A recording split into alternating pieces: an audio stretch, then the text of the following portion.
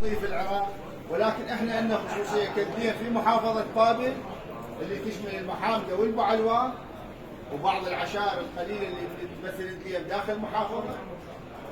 عمنا الكبير رعد الشيخ رعد العلاوي حامل رايه الدين في محافظه بابل. احنا البعلوان والمحامده رايه واحده ان شاء الله، تحت رايه عمنا الشيخ رعد العلاوي اللي هو رمز للعراق وفقط للعراق.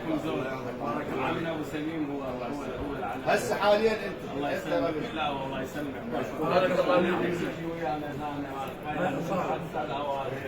اي والله احنا ليش هذا موضوع له الاخ الاخوه جايين الاخوه والله هذا تضيف امامنا البعلوان ايضا امامنا نضيف الدين كل العشائر العراقيه هاي الاخوان الكل والعرب احنا واحد. تعقيبا على كلام الشيخ، هذا تسمية لهذا المضيف، احنا سميناه كل المضايف في العراق هو مضيف للعراقيين جميعا. اذا كان في سليمانية وفي كركوك واذا كان بصره واذا كان محلات، احنا قايلين مضايفنا شيوخنا الاجلاء مضايفنا للعراقيين جميعا وليس للقومية وحده او لصاحب المضيف.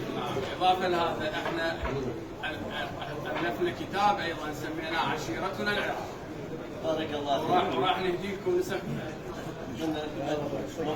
هذا منهج المضيف ومنهج كل عمامنا هنا ببابل، منهج وطني، منهج الاخوه، منهج التكاتف لكل العراقيين ان شاء الله، ويرجع العراق ان شاء الله بكل قوته وكل نشاطه وحيويته اللي هي كانت عبر التاريخ والعراق. ان شاء الله ان شاء الله ان شاء الله. باسم شيوخ